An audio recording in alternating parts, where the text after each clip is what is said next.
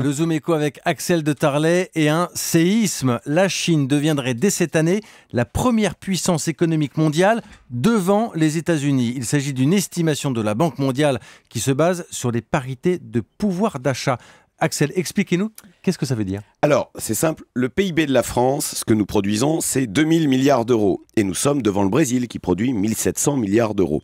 Maintenant, comme on le sait, le coût de la vie au Brésil est moins élevé. Avec 1 euro, vous pouvez déjeuner au Brésil. Donc vous voyez, 1 euro, ça a plus de valeur au Brésil. Eh bien, c'est ça le calcul en parité de pouvoir d'achat. On va réajuster le PIB en fonction du coût de la vie locale, car après tout, c'est ça qui compte. Est-ce que les gens peuvent dans un pays dignement manger et peuvent dignement se loger? Et Axel, c'est donc avec ce mode de calcul que la Chine, du coup, détrône les États-Unis. Exactement, un mode de calcul qui est très souvent retenu par les économistes, et c'est vrai. Alors si on calcule de façon brute, à l'ancienne, la Chine reste deuxième derrière les États-Unis, avec un PIB brut de 8 000 milliards, alors qu'aux États-Unis, c'est 16 000 milliards, le double.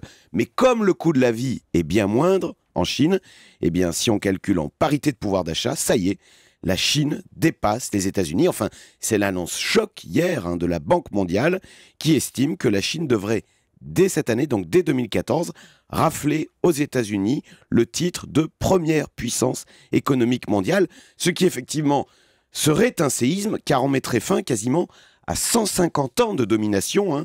Les États-Unis sont devenus la première puissance économique du monde devant la Grande-Bretagne. C'était en 1872.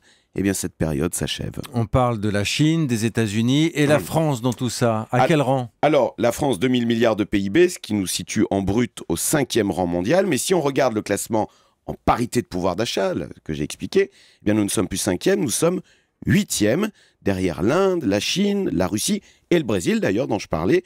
Et ça montre bien le basculement du monde. Il n'y a pas si longtemps, il y a 15 ans, le trio de tête du monde, c'était États-Unis, Japon, Allemagne. Aujourd'hui, en parité de pouvoir d'achat, le trio de tête, c'est États-Unis, Chine, Inde. Vous voyez, devant l'Allemagne et le Japon, et la France est 8e, donc, mais l'Italie, par exemple, n'est plus dans le top 10. L'Italie, maintenant, est 11e derrière l'Indonésie. Et quand on voit cet affaiblissement mécanique des pays européens, qui après tout est normal, ça doit quand même nous faire réfléchir à 3 semaines des élections européennes, car je voudrais terminer par ça. En cumulé, l'Union européenne reste, figurez-vous, la première puissance économique du monde, devant les États-Unis, devant la Chine, et quels que soient les modes de calcul. Des raisons d'espérer finalement. Axel de Tarlet, le Zoom Éco, tous les matins à 7h10 sur Europe 1. Merci Axel.